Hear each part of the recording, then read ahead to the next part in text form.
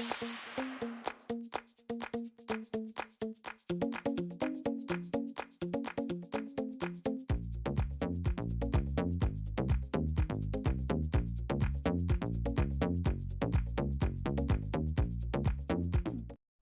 everyone, I'm Michelle Smith and welcome back to my channel. If this is your first time here, then welcome. I'm so glad you found me. I have a Dollar Tree DIY for you today. In today's crafting adventure, I'm going to show you how to paint one of the new ceramic figurines from Dollar Tree. Let's get started. For our craft project today, you're going to need one of these pumpkins that you can pick up at Dollar Tree. They are brand new this year. They have these two different ones to choose from, and they both have leaves on them. Today I'm going to go ahead and do this one. So I pulled out some paint. We have the Harvest Orange, Jack-o'-lantern, a very small amount of burnt umber, nutmeg brown, and khaki. This is all apple barrel paint. You're also going to need a couple different brushes, a larger one and a couple detailed brushes. And I also have a little bit of water in the middle.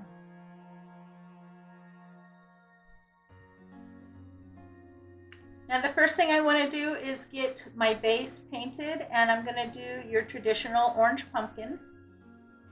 So I'm going to start with my darker. And I want to add in a little bit of the khaki, just to tone it down just a little bit. And then just give the base a nice coat of the paint.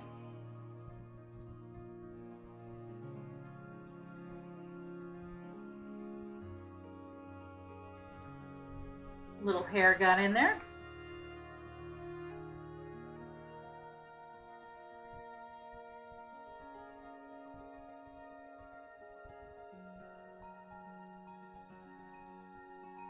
I really like that color with the khaki mixed in to the Harvest Orange.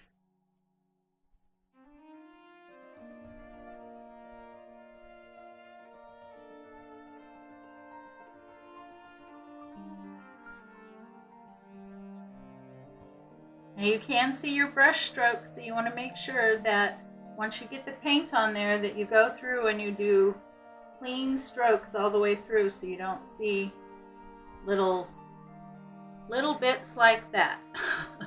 You just go all the way through, it looks nice and smooth and clean.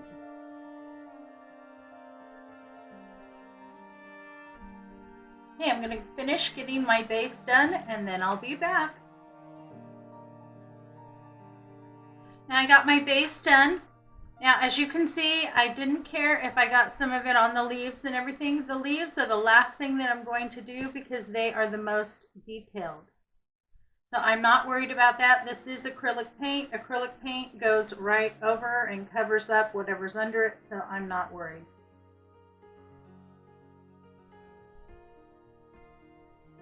Okay, once your base is all done and your paint is still a little wet, and if it isn't still wet, just go back through and add a little bit more paint.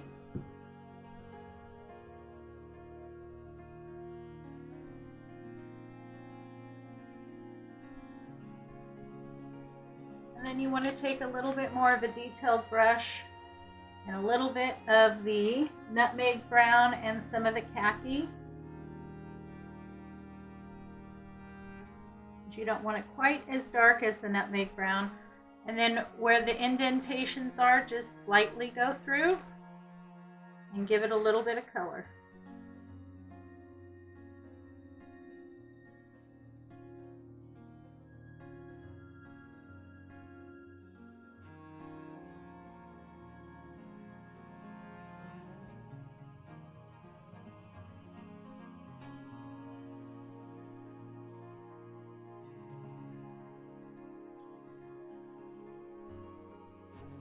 So I went in and darkened those lines with some darker paint, and now when it's still wet, I'm going back over it and kind of blending in those colors.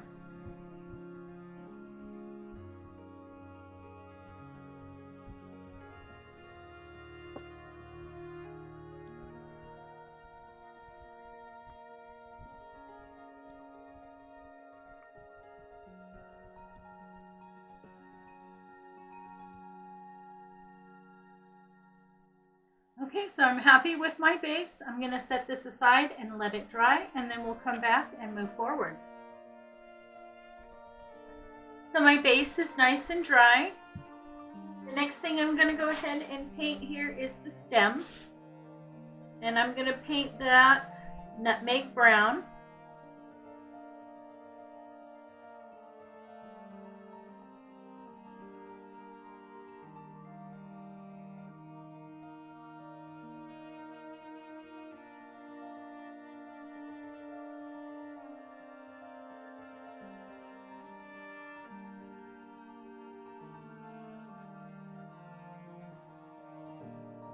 I have noticed that the paint doesn't like to really stick on the first coat that you put on this. So if you have trouble painting, what you'll want to do is just take a white paint, or you can just use the orange or whatever color you're going to do the base, and just throw on a quick coat, let it completely dry, and then you won't have any problems of the paint coming off as you paint it. It just needs a little bit of a primer to get it going. You see, like if I go over that again, it lifts up the paint. So I'm just going to get on enough here to get a coat down, and then I'll let it dry and then go back and go over it again.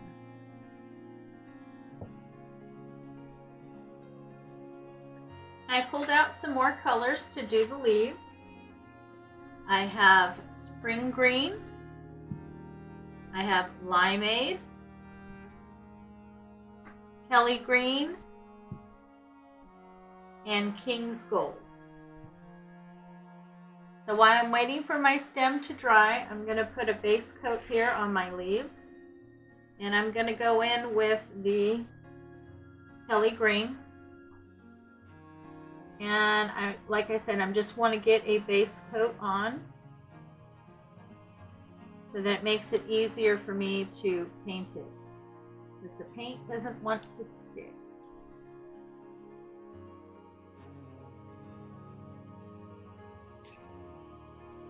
So I'm just going to go over my leaves and get that base coat on. This is where you need to be a little bit more careful and be a little bit more precision in your paint.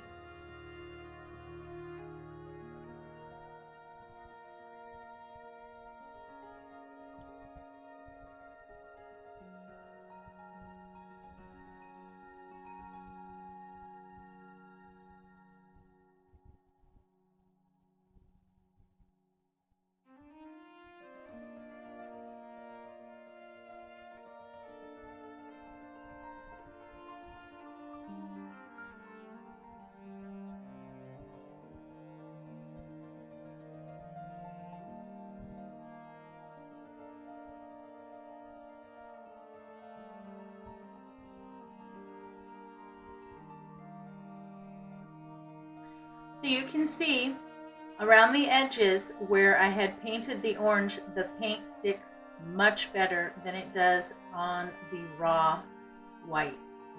Okay, so I'm going to let this dry. Now I'm going to go back and work in on my stem a little bit more while this dries. And I don't clean my brush every time, I just wipe off any excess paint. Get a little water on it, remove, and then move on.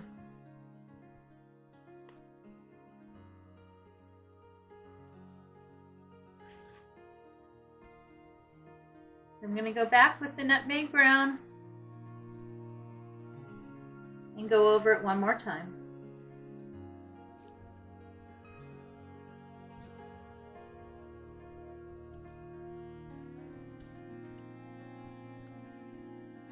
Much better. Much better coverage.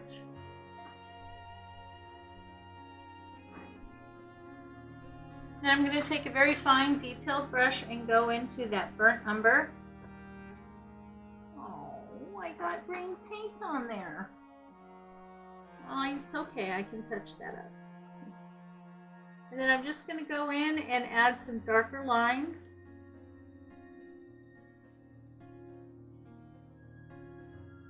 The stem has a lot of different texture to it, So just going in with a fine brush and adding some lines in where that texture is will make it look a lot better.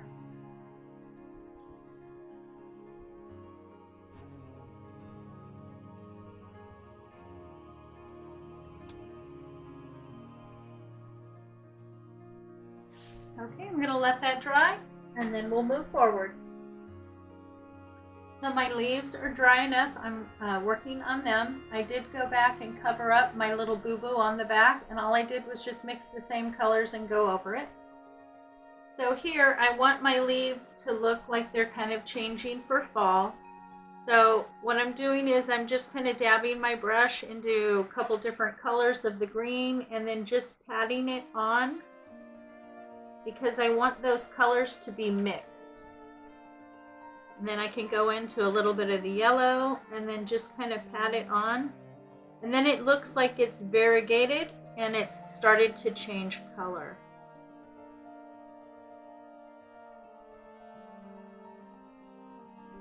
Once this dries, then I'll go back in with probably the burnt umber and give it a little bit more detail so you can see the different leaves.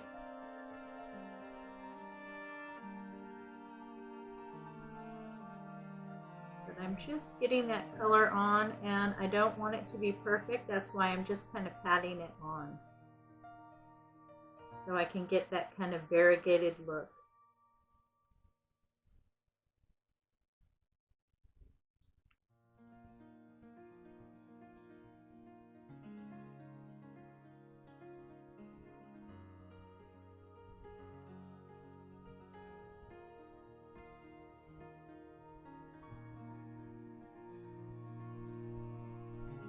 You can do the same thing with the darker green over the lighter green.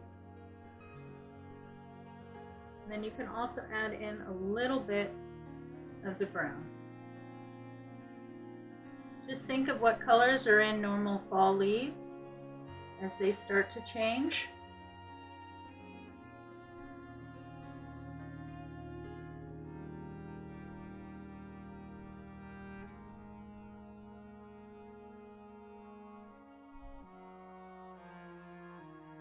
Don't worry, if you get too much on, it's paint.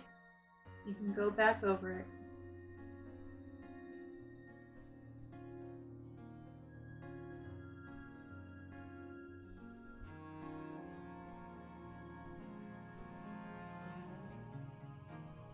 Now, doesn't that look pretty? All those different variegated colors in there. Okay, you want to let that dry. And then we'll come back and add the detail to the leaves.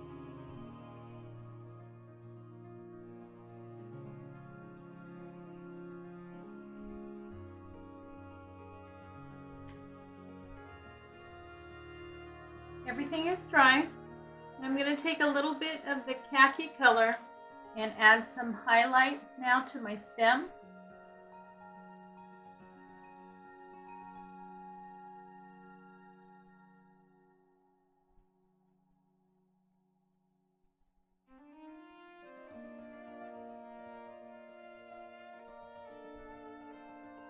Just follow some of the curves and add just a little bit of the khaki.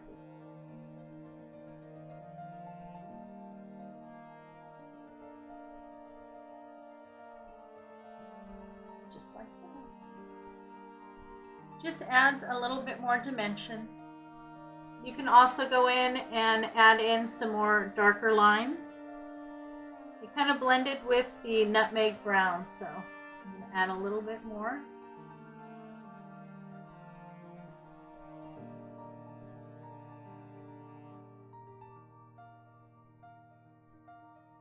Yeah, this is the burnt umber.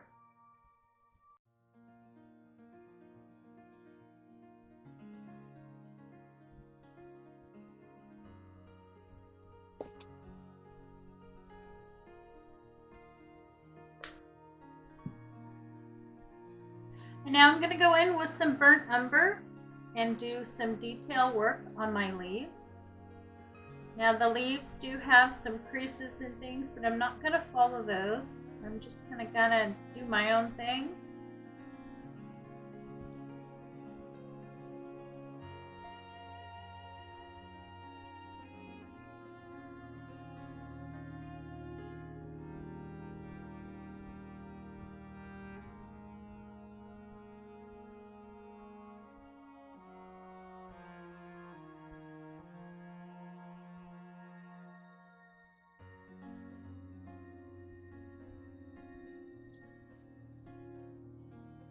Now right where one leaf lays over the other, I'm going to go right along the edge of that leaf so that you can tell the difference between the leaves.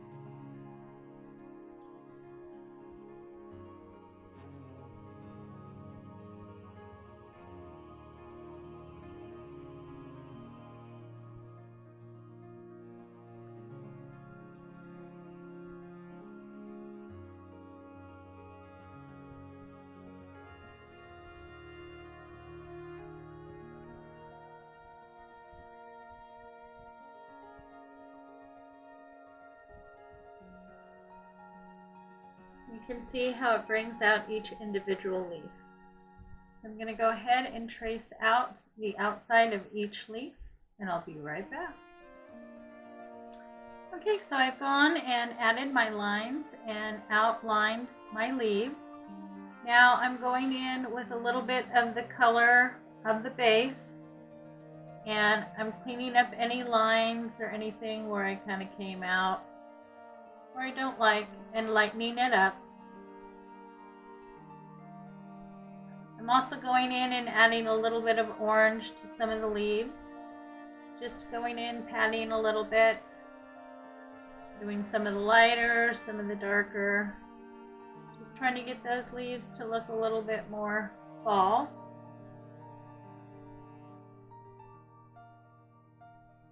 So at this point, it's just to play with it until you find that you like what it looks like. Okay, I'm going to go and just kind of play with my leaves for a little bit, and then I will come back and show you what they look like. I am finished with my leaves. I'm happy with them now. Everything is dry. Now the final thing that I'm going to do to my little pumpkin here is I'm going to use some of the Waverly Antique Wax, and I'm going to distress it. Now you want to use a dry brush, something with some stiff bristles. Preferably if it's uneven, that's even better. If you have just a small amount, take off any excess. And then I'm going to start up here on the stem, and I'm just going to slightly brush through, add a little bit more texture.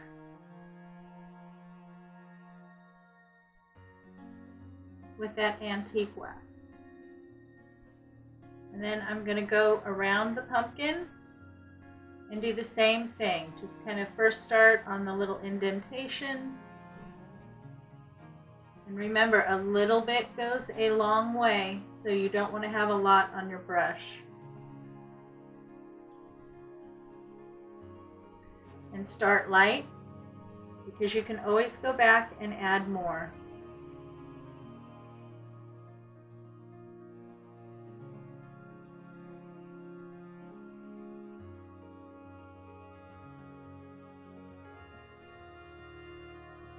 Now, if you don't like distressing, you don't have to do this step. You can stop once you've painted your pumpkin.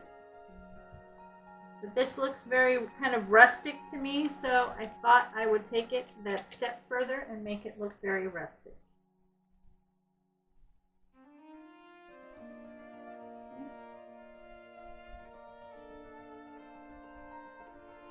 And now I'm just going to go through the whole thing and add some more.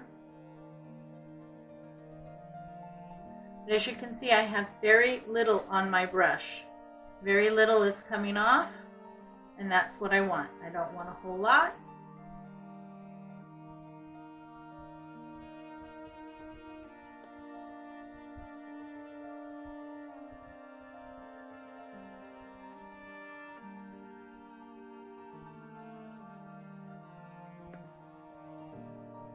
Just slowly work around your pumpkin until you get it to how you like it. And just remember, start with a little. You can always go back and add more. If you get too much on, mix some more of the base, go over it, let it dry, and then distress again. Paint is very forgiving.